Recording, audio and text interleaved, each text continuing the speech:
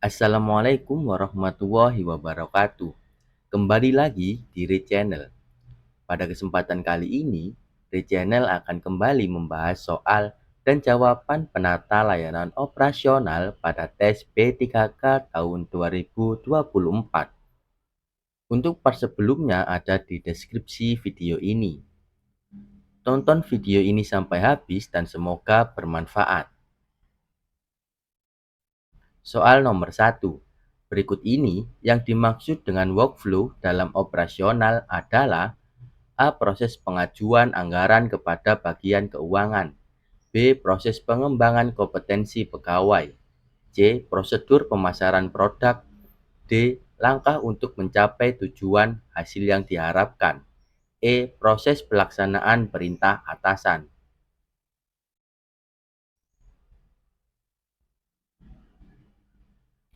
Workflow atau alur kerja adalah rangkaian langkah-langkah untuk menyelesaikan suatu tugas dan mencapai tujuan operasional tertentu.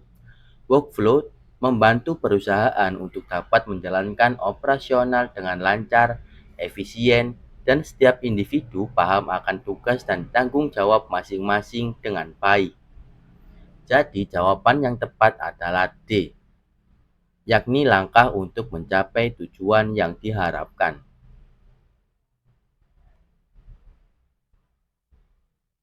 Nomor 2. Berikut ini apa yang dimaksud dengan pemantauan kinerja dalam layanan operasional?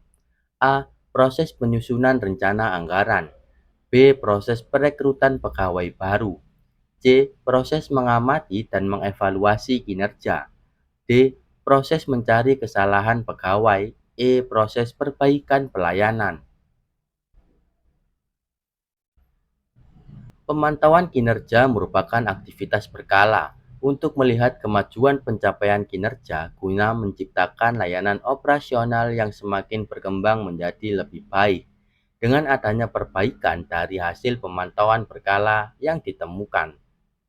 Jadi jawaban yang tepat adalah C, yakni proses mengamati dan mengevaluasi kinerja. Sebelum lanjut, jangan lupa like, komen, dan subscribe. Dengan subscribe, saya doakan kalian lolos BUMN, CPNS, P3K, dan kedinasan yang kalian ikuti. Soal nomor 3. Pengambilan keputusan dan tindakan karena peraturan perundang-undangan tidak mengatur termasuk bagian dari: A. Putusan pengadilan. B. Diskresi pejabat. C. Kewenangan pejabat. D. Penyalahgunaan wewenang. E. Perundang-undangan.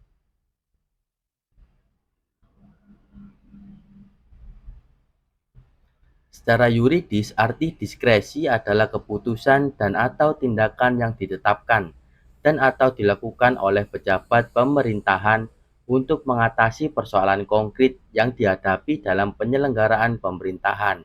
Dalam hal peraturan perundang-undangan yang memberikan pilihan, tidak mengatur, tidak lengkap, dan tidak jelas, dan atau adanya stagnansi pemerintah.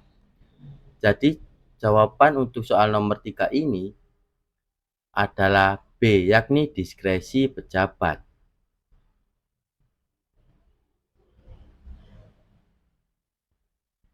Soal nomor 4. Berikut ini yang merupakan tujuan dari adanya evaluasi operasional secara berkala adalah: A. Meningkatkan tugas harian. B. Meningkatkan anggaran operasional. C. Mengetahui hasil dari proses dan efisiensinya. D. Mengetahui jumlah keuntungan perusahaan. Dan E. Meningkatkan efisiensi karyawan.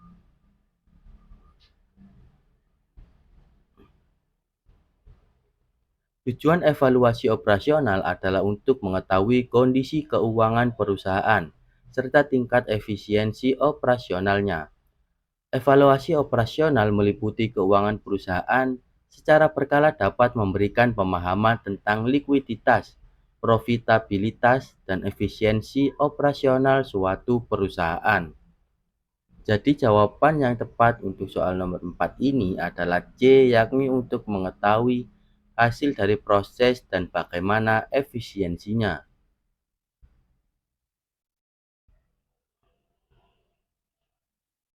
Soal nomor 5. Berikut ini yang merupakan prinsip good governance dalam penataan layanan operasional pemerintahan mencakup: A.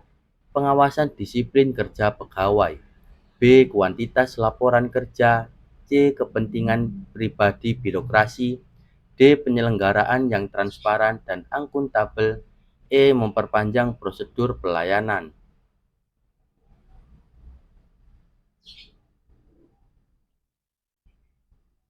Prinsip good governance menurut UNDP dalam Dharmayanti tahun 2004 ada 4, yaitu akuntabilitas, transparansi, keterbukaan, dan aturan hukum atau rule of law.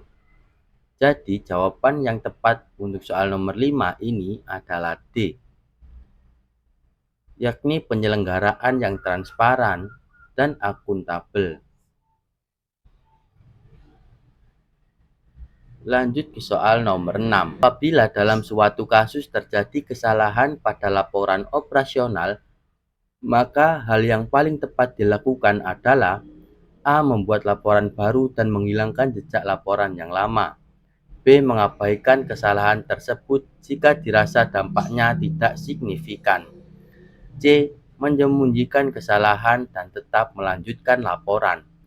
D. Membuat laporan baru tanpa disertai pembetulan. E. Memperbaiki kesalahan pada laporan dan melaporkan jika telah terjadi kesalahan sebelumnya.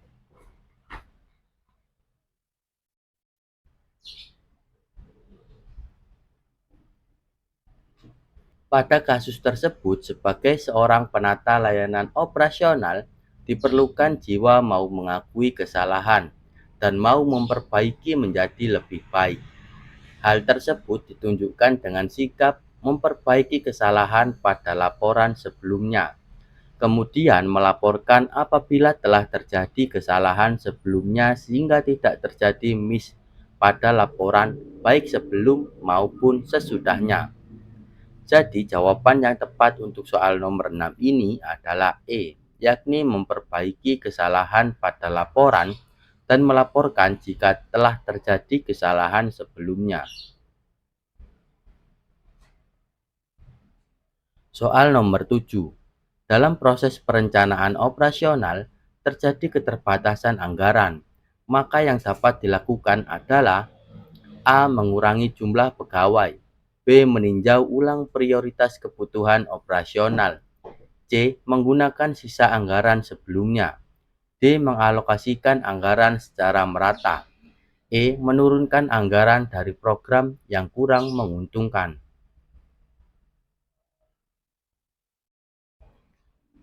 Di tengah adanya keterbatasan anggaran, maka yang dapat dilakukan adalah membuat skala prioritas dan anggaran yang diperlukan.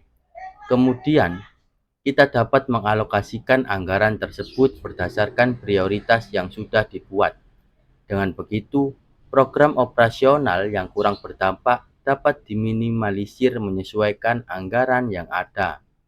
Jadi jawaban yang tepat adalah B, meninjau ulang prioritas kebutuhan operasional.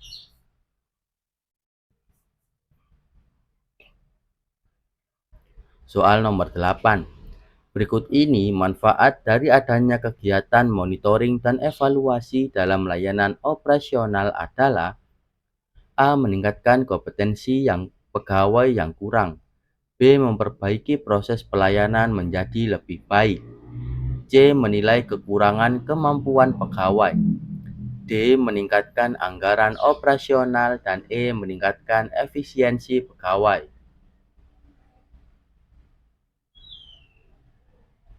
Kegiatan monitoring dilaksanakan untuk mengetahui tingkat pencapaian dan kesesuaian antara rencana dan hasil yang dicapai. Sedangkan evaluasi untuk mengetahui efektivitas pelaksanaan layanan, serta untuk mengetahui permasalahan yang terjadi selama pelaksanaan, sehingga dapat segera dicari penyelesaiannya dan pelayanan dapat ditingkatkan menjadi lebih baik. Jadi jawaban yang tepat untuk soal nomor 8 ini adalah B, memperbaiki proses pelayanan menjadi lebih baik. Soal nomor 9.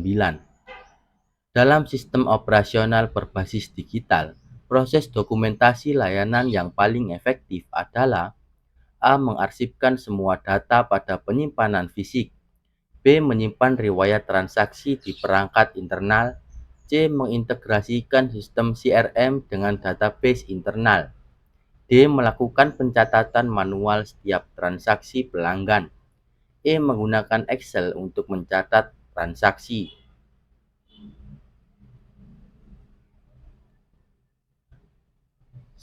CRM atau Customer Relationship Management adalah teknologi terintegrasi yang digunakan untuk mendokumentasikan, melacak, dan mengelola hubungan dan interaksi dengan pelanggan maupun calon pelanggan. Dengan CRM memungkinkan untuk mengakses, mengidentifikasi hingga membuat keputusan terkait pelanggan dan layanannya, sehingga dapat meningkatkan efisiensi. Jadi proses dokumentasi layanan yang paling efektif berbasis digital adalah C. Dengan mengintegrasikan sistem CRM dengan database internal. Soal nomor 10. Berikut yang merupakan tujuan alokasi sumber daya dalam perencanaan layanan operasional adalah A. Meminimalisir biaya operasional. B. Memudahkan dalam penyusunan laporan operasional. C. Meningkatkan jangkauan pemasaran layanan. D. Memastikan target dapat tercapai seefisien mungkin. E. Meningkatkan biaya operasional. Alokasi sumber daya adalah proses pendistribusian sumber daya yang tersedia untuk mencapai tujuan akhir dari layanan. Alokasi sumber daya dapat dilakukan dengan mempertimbangkan ketersediaan sumber daya dan waktu yang diperlukan dalam pelaksanaan. Alokasi sumber daya penting dilakukan untuk memastikan target dapat tercapai seefisien mungkin. Jadi tujuan dari alokasi sumber daya adalah memastikan target dapat tercapai seefisien mungkin. D. Dan pembahasan kali ini kurang lebihnya mohon maaf dan semoga bermanfaat.